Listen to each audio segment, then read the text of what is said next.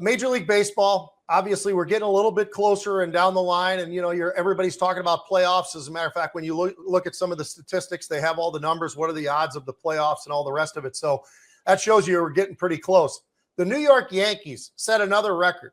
I mean, there's a shock, right? I mean, so what did they do, John? It's the second time this season that they've had 9 home runs in a game. I mean, you want to talk about outrageous. That's outrageous. But so I wanted to look a little bit deeper into it. Now, here's what I've got. So Judge, one of the great players of all time, 40 home runs so far. Bellinger, 24. Chisholm, 22. Grissom, 21.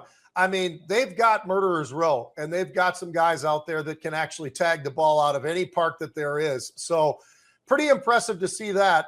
And then I wanted to look over at, like, who's really leading in home runs, who's leading in some of these various stats and everything else. Well, Milwaukee's doing pretty damn good. The Dodgers are doing pretty damn good.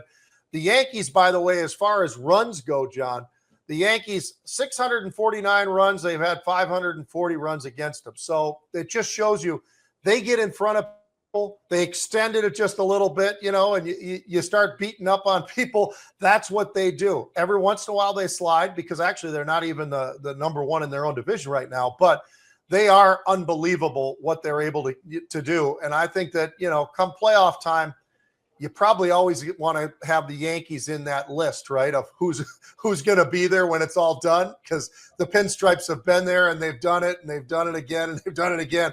And this 9 home run deal, that's outrageous. Well, give us just your quick take, Pete, on some QBs and NCAA football. And some of these guys have been moving around, of course, because of the portal and NIL, name, image, and likeness. What do you got as far as QBs on new teams, Pete? Well, and I wanted to run this one by you too, to just see what you think, because, we all say it. Everybody says it, whether they want to admit it or not. The quarterback is the most important position, right? And it's said by everybody.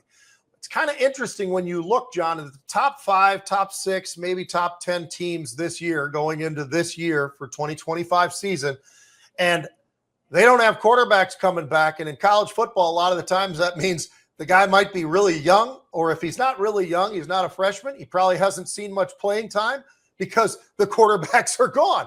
So I look over at Notre Dame, John. They got a guy that they named as their starting quarterback. Now, they're a top 5, top 6 team so far this year is where they rank, and they got this kid Carr. Is he good? Probably. I mean, he's a quarterback, and he's there at Notre Dame, and Notre Dame knows what they're doing as far as recruiting and everything else. But experience-wise, not a whole hell of a lot. Ohio State finally decided to name their quarterback, John, of who's going to be the starter. But, they're ranked number 2, number 3 in the country, and it was a battle between 2 guys who hadn't really been on the field for more than a couple of snaps last year.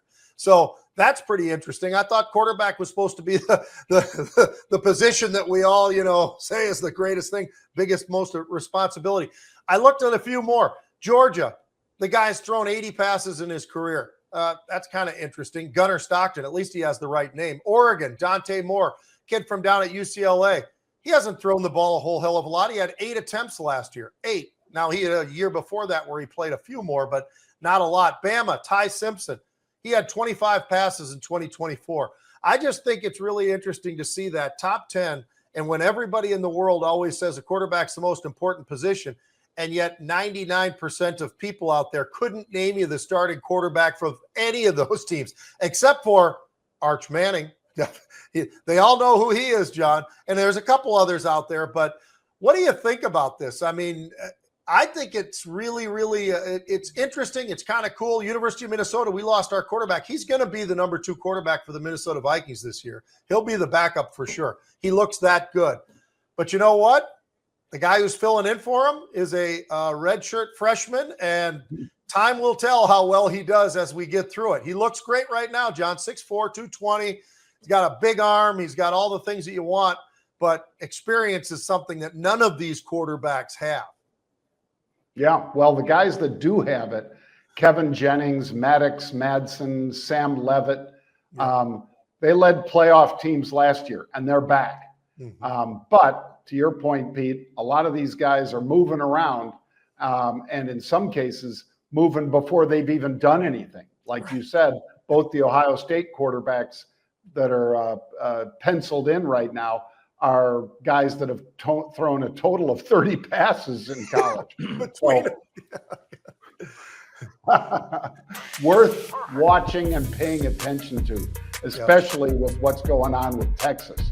So when they come to town, Pete, that'll be one of the most important and one of the most watched games of the year. And it's the first week, so I can't wait.